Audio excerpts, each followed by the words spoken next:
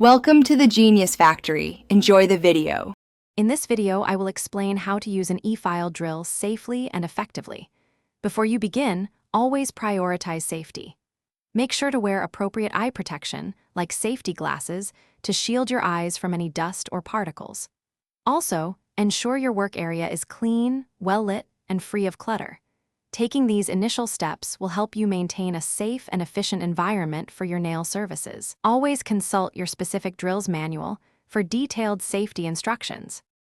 Now, let's talk about selecting and attaching your e-file bits. It's crucial to choose the right bit for the task, whether it's for shaping, filing, or cuticle work. Always ensure the bit's shank size, typically 3/32 of an inch, fits snugly into your handpiece's collet. Insert the bit completely and securely, then give it a gentle tug to confirm it's locked in place before powering on your drill. This prevents bits from flying out during use. Mastering the technique is key to achieving professional results and preventing damage. Hold your e-file handpiece like a pencil. This grip offers the best control and reduces hand fatigue. Always use a very light touch, letting the bit do the work, and avoid pressing down hard.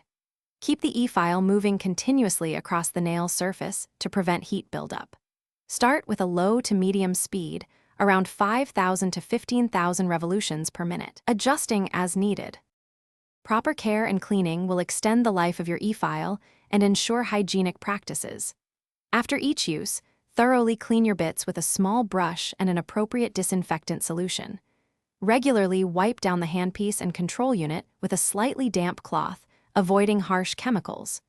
Store your e-file and all its accessories in a clean, dry, and protective case. Remember to replace any bits that show signs of wear or damage for optimal performance and safety. Thanks for watching. If you found this helpful, don't forget to like and subscribe.